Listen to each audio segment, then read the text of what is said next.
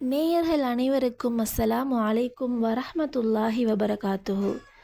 இந்த காணொளியினூடாக உங்களை சந்திப்பதை இட்டு மிக்க மகிழ்ச்சி அடைகின்றேன். அல்ஹம்துலில்லா. ஆம் நேயர்களே, கடன் சுமையால் நீங்கள் தினம் தினம் கவலைப்படுகின்றீர்களா? கஷ்டப்பட்டு கொண்டிருக்கின்றீர்களா? பிறர்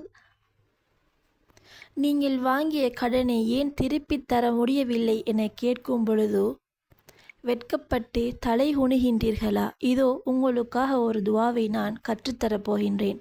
இந்த துவாவின் ஊடாக இன்ஷா அல்லாஹ் வெகு சீக்கிரமாக உங்களது எவ்வளவு பெரிய கடன் சுமையாக இருந்தாலும் அந்த கடன் சுமை நீங்கும் என்பதே உண்மை.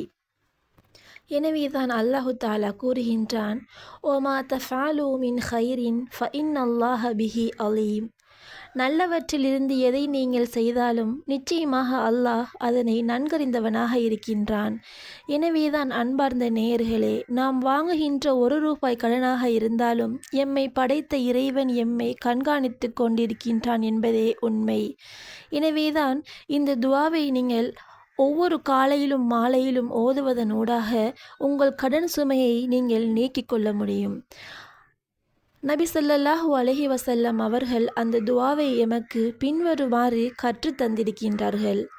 அல்லாஹும்ம க்ஃபினி பிஹலாலிக அன் ஹராமிக வ அக்னினி பிஃபضலிக அம்மன் சிவாக்.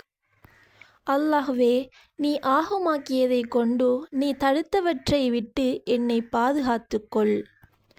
உனது கிருபையை கொண்டு உன் அல்லாத மற்றவரை விட்டும் என்னை தேவையற்றவனாக ஆக்கிவிடு என்ற துவாவை நாம் காலையிலும் மாலையிலும் ஓதும் பொழுது எமது கடன் சுமையை அல்லாஹு தாலா ஏதோ ஒரு வகையில் எமது கடனை அல்லாஹு தாலா நீக்கி விடுவான். ஆம் நேயர்களே, இந்த உலகத்தை பொறுத்தவரையில் ஏதோ ஒரு வகையில் அனைத்து மனிதர்களும் தனது கஷ்டத்திற்காகவோ அல்லது ஒரு பிரயாணம் செய்வதற்காகவோ நோய் நொடி காரணமாகவோ எமது வியாபாரத்தை நாம் மேம்படுத்தும் வகையிலோ ஒவ்வொரு நபர்களிடமும் ஏதோ ஒரு வகையில் நாம் கடன் வாங்கி இருப்பது யதார்த்தமான உண்மையாகும். இன்ஷா அல்லாஹ் இந்த கடனிலிருந்து எம் அனைவரையும் பாதுகாத்து மரணிக்க செய்ய வேண்டும்.